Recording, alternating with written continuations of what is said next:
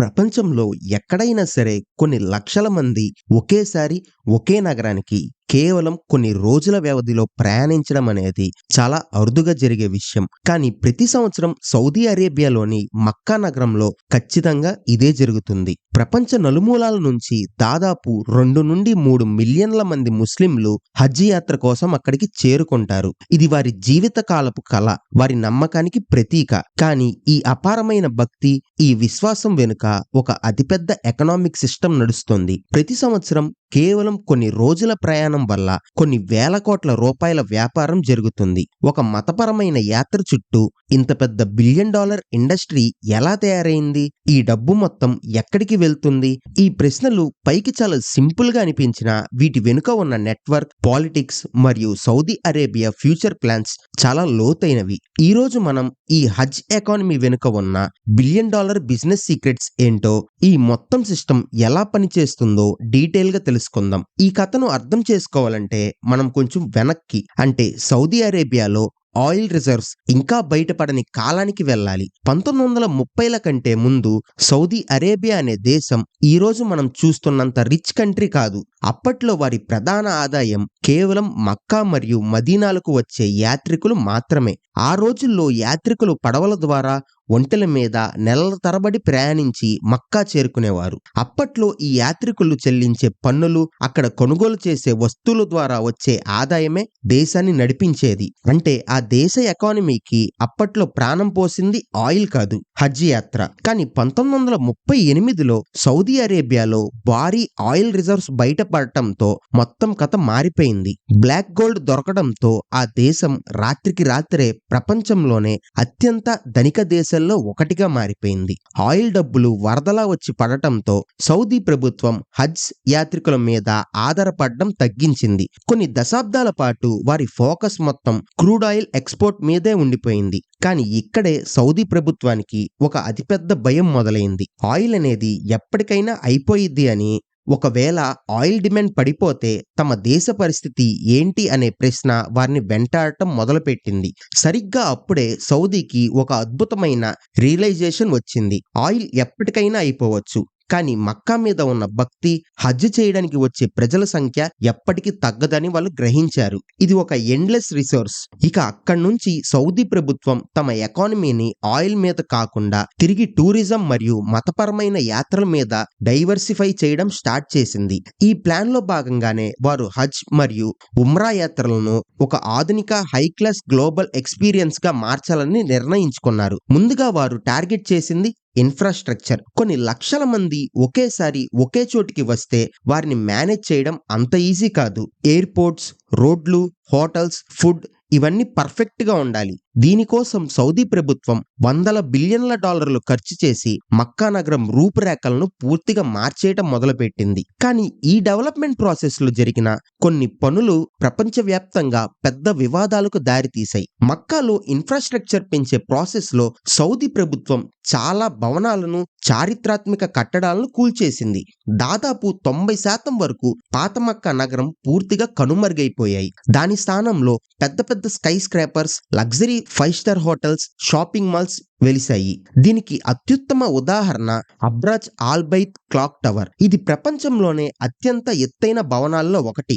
ఈ tower ground floor లో నిలబడితే డైరెక్ట్ గా కాబా కనిపిస్తుంది. ఇంత భారీ నిర్మాణాలు చేయడం వల్ల మక్కా నగరం ఒక కమర్షియల్ హబ్ లా మారిపోయిందని చాలా మంది చరిత్రకారులు, మత పెద్దలు విమర్శించారు. దేవుడి ముందు అందరూ సమానమే అనే కాన్సెప్ట్ తో జరిగే హజ్ యాత్రలో ఇప్పుడు డబ్బున్న వాళ్ళు డైరెక్ట్ గా కాబా వ్యూ కనిపించే 5 స్టార్ హోటల్ బాల్కనీ నుండి ప్రార్థనలు చేసుకుంటూ ఉంటే సామాన్యులు మాత్రం కింద ఎండలో నిలబడుతున్నారనే విమర్శలు తీవ్రమయ్యాయి. దీన్నే చాలా మంది విఐపి హజ్ కల్చర్ లేదా క్యాపిటలిజం ఇన్ మక్కా అని పిలవడం మొదలుపెట్టారు. ఈ విఐపి ప్యాకేజీల ధరలు చూస్తే నిజంగానే దిమ్మ తిరిగిపోతుంది.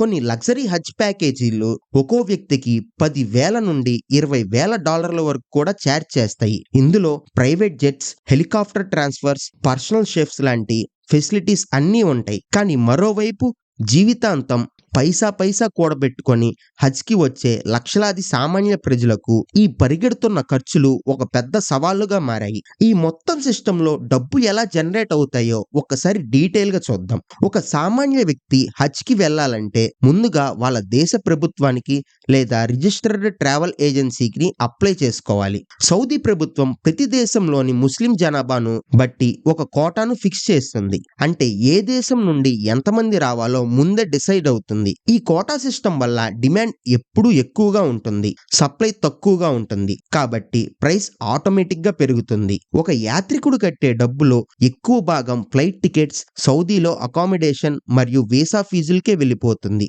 ఇవి కాకుండా అక్కడ తిరిగేందుకు బస్సులు, తినడానికి ఫుడ్ మరియు తిరిగి వెళ్ళేటప్పుడు కొనుగోలు చేసే సావనీర్స్, జంజం వాటర్ క్యాన్స్, ఇలా అడుగడుగున ఒక పెద్ద ఎకనామిక్ యాక్టివిటీ జరుగుతూనే ఉంటుంది. కేవలం బలి ఇచ్చే జంతువుల ప్రాజెక్ట్ గురించి ఆలోచిస్తే హజ్ సమయంలో దాదాపు మిలియన్ల కొద్దీ గొర్రెలను, మేకలను బలి ఇస్తారు. ఇది కూడా కొన్ని $100 మిలియన్ వ్యాపారం. ఇస్లామిక్ డెవలప్మెంట్ బ్యాంక్ ఈ ప్రాజెక్ట్ ని మేనేజ్ చేస్తుంది. ఈ మాంసాన్ని ప్యాక్ చేసి పేద దేశాలకు పంపిస్తారు. అంటే ఒకవైపు మతపరమైన ఆచారం నెరవేరుతూనే మరోవైపు ఒక సాలిడ్ సప్లై చైన్ మేనేజ్మెంట్ ఇక్కడ నడుస్తుంది. కానీ ఈ భారీ ఎకానమీ ఎంత లాభాలను ఇస్తుందో అంతే రిస్క్ ను కూడా మోసుకొస్తుంది. కొన్ని లక్షల మంది ఒకేసారి కదలడం వల్ల ఎన్నోసార్లు ఊహించని విషాదాలు కూడా చోటు చేసుకున్నాయి. హజ్ చరిత్రలో ఇన్ఫ్రాస్ట్రక్చర్ ఎంత డెవలప్ చేసినా క్రౌడ్ మేనేజ్మెంట్ అనేది ఎప్పుడూ ఒక పెద్ద ఛాలెంజ్ గానే మిగిలిపోయింది. మీనా లాంటి ప్రదేశాల్లో టెంట్ల సిటీని నిర్మించిన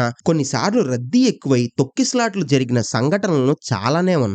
2015లో జరిగిన భారీ తొక్కిసలాటలో 2,000 మందికి పైగా యాత్రికులు ప్రాణాలు కోల్పోయారు. అలాగే అదే సంవత్సరం గ్రాండ్ మసీద్ దగ్గర జరిగిన క్రేన్ ప్రమాదంలో కూడా చాలా మంది చనిపోయారు. ఈ సంఘటనలు సౌదీ ప్రభుత్వం మీద తీవ్ర ఒత్తిడిని పెంచాయి. ప్రపంచవ్యాప్తంగా మీడియా ఈ సేఫ్టీ మెజర్స్ మీద ప్రశ్నలు కురిపించింది. దీనికి సమాధానంగా సౌదీ ప్రభుత్వం టెక్నాలజీని, ఏఐని మరియు అత్యుత్తమ సెక్యూరిటీ సిస్టమ్స్ ని రంగంలోకి దించింది. క్రౌడ్ ని కంట్రోల్ చేయడానికి ఫేషియల్ రికగ్నైజేషన్ కెమెరాలు, స్మార్ట్ ఐడి కార్డ్స్ మరియు వన్ వే సిస్టమ్ లాంటి మోడ్రన్ టెక్నిక్స్ ను ఇంప్లిమెంట్ చేశారు. ఇంత సెక్యూరిటీని మెయింటైన్ చేయడానికి ప్రభుత్వం కూడా ప్రతి సంవత్సరం భారీగానే ఖర్చు చేస్తుంది.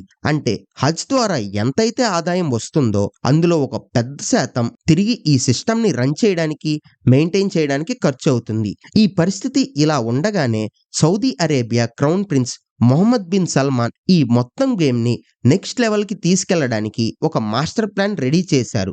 ఆ ప్లాన్ లో హజ్ కేవలం ఒక సీజనల్ ఈవెంట్ కాదు, సంవత్సరం పొడవునా నడిచే ఒక మెగా ఇండస్ట్రీగా మారిపోతుంది. అదే సౌదీ విజన్ 2030. సౌదీ విజన్ 2030 అనేది ఒక సాధారణ ప్రభుత్వ పథకం కాదు. ఇది ఆ దేశ ముఖచిత్రాన్ని పూర్తిగా మార్చేసే ఒక బ్లూ ప్రింట్. ఈ ప్లాన్ ప్రకారం కేవలం హజ్కే కాకుండా సంవత్సరం పొడవునా చేసుకునే ఉమ్రా యాత్రకు వచ్చే వాళ్ళ సంఖ్యను కూడా అనూహ్యంగా పెంచాలని టార్గెట్ పెట్టుకున్నారు. 2030 నాటికి ప్రతి సంవత్సరం దాదాపు 30 మిలియన్ల మంది యాత్రికులను సౌదీకి రప్పించాలన్నది వారి ప్రధాన లక్ష్యం. దీనికోసం వీసా రూల్స్ ని చాలా వరకు సింప్లిఫై చేశారు. ఆన్లైన్ లో ఈ వీసాలు జారీ చేయడం మొదలుపెట్టారు. హై స్పీడ్ రైల్వే ప్రాజెక్ట్ ద్వారా మక్కా మరియు మదీనా నగరాలను కనెక్ట్ చేసి ట్రావెల్ టైం ని బాగా తగ్గించారు. దీనివల్ల యాత్రికులు కేవలం మక్కాలో మాత్రమే ఉండిపోకుండా చుట్టుపక్కల ఉన్న జిద్దా లాంటి నగరాలకు కూడా తిరిగి అక్కడ టూరిజం కూడా డెవలప్ అయ్యేలా ప్లాన్ చేశారు. అంటే ఒక యాత్రికుడు సౌదీలో అడుగుపెట్టిన దగ్గర నుండి తిరిగి వెళ్లే వరకు ప్రతి అడుగులోనూ డైరెక్ట్ గా లేదా ఇండైరెక్ట్ గా ఆ దేశ ఎకనామీకి కాంట్రిబ్యూట్ చేసేలా ఒక పర్ఫెక్ట్ ఎకో సిస్టమ్ ని క్రియేట్ చేశారు. ఈ డెవలప్మెంట్ చూస్తుంటే ఒక విషయం స్పష్టంగా అర్థమవుతుంది. సౌదీ అరేబియా భవిష్యత్తు అనేది నేల కింద దొరికే ఆయిల్ మీద కన్నా ప్రపంచవ్యాప్తంగా ముస్లిం ప్రజల గుండెల్లో ఉన్న భక్తి మీదే ఎక్కువగా ఆధారపడి ఉందని. కానీ ఈ కమర్షియలైజేషన్ ప్రాసెస్ ఒక ముఖ్యమైన ప్రశ్నను మన ముందు ఉంచుతుంది. భక్తికి వ్యాపారానికి మధ్య ఉన్న గీత ఎక్కడ చెరిగిపోతుంది? మక్కా అనేది ఒక ఆధ్యాత్మిక కేంద్రంగా ఉండాలా, లేక ఒక పర్ఫెక్ట్ గా ప్లాన్ చేసిన గ్లోబల్ టూరిజం డెస్టినేషన్ గా మిగిలిపోవాలా? సామాన్య ప్రజలు తమ జీవిత కాలపు పొదుపును మొత్తాన్ని ఖర్చు పెట్టి అక్కడికి వెళ్ళినప్పుడు వారికి లభించే ఆధ్యాత్మిక అనుభూతిని ఈ లగ్జరీ హోటల్స్, షాపింగ్ మాల్స్ దెబ్బతీస్తున్నాయా? ఈ ప్రశ్నకు ఖచ్చితమైన సమాధానం చెప్పడం కష్టం. ఎందుకంటే మారుతున్న కాలంతో పాటు ఇంత భారీ జనాభాను సేఫ్ గా హ్యాండిల్ చేయాలంటే అంటే ఆ స్థాయిలో డెవలప్మెంట్ ఫండ్స్ ఖచ్చితంగా అవసరం. అదే సమయంలో ఈ మోడర్న్ డెవలప్మెంట్స్ ఎంతో మందికి ఉద్యోగ అవకాశాలు, వ్యాపార అవకాశాలు కల్పిస్తాయి. సో మొదట్లో మనం వేసుకున్న ప్రశ్న, ఒక మతపరమైన యాత్ర బిలియన్ డాలర్ల ఇండస్ట్రీగా ఎలా మారిందని. దీనికి సమాధానం చాలా క్లియర్. ఇది కేవలం వ్యాపారం చేయాలన్న ఉద్దేశంతో మొదలైన ఎకానమీ కాదు. అవసరం, భద్రత మరియు మారుతున్న గ్లోబల్ ఎకనామిక్ కండిషన్స్ అన్నీ కలిపి హజ్ యాత్రను ప్రపంచంలోనే అత్యంత ఆర్గనైజ్డ్ మరియు భారీ ఎకనామిక్ ఇంజిన్ గా మార్చేశాయి. ఈ సిస్టంలో లోపాలు ఉండొచ్చు, విఐపి కల్చర్ మీద విమర్శలు ఉండొచ్చు, కానీ ప్రతి సంవత్సరం ఎలాంటి ఆటంకం లేకుండా మిలియన్ల మంది ఈ యాత్రను పూర్తి చేసుకొని వెళ్తున్నారంటే ఆ సిస్టమ్ వెనుక ఉన్న ప్లానింగ్ ని ఖచ్చితంగా ఒప్పుకోవాల్సిందే. మొత్తంగా చెప్పాలంటే హజ్ ఎకానమీ అనేది కేవలం వీసాలు, టికెట్ల బిజినెస్ కాదు. ఇది ఒక దేశం యొక్క ఆర్థిక మనుగడ, ఒక మతం యొక్క అతిపెద్ద ఆచారం మరియు ఎన్నో లక్షల మంది జీవితాలతో ముడిపడి ఉన్న ఒక సంక్లిష్టమైన వ్యవస్థ. ఆయిల్ మీద ఆధారపడటం తగ్గించుకొని తమ దేశ చరిత్రను, సంస్కృతిని ప్రపంచానికి పరిచయం చేస్తూనే దాన్ని ఒక సస్టైనబుల్ ఎకనామీగా మార్చుకునే క్రమంలో సౌదీ అరేబియా వేసిన మాస్టర్ స్ట్రోక్ ఈ మోడర్న్ హజ్ మేనేజ్మెంట్.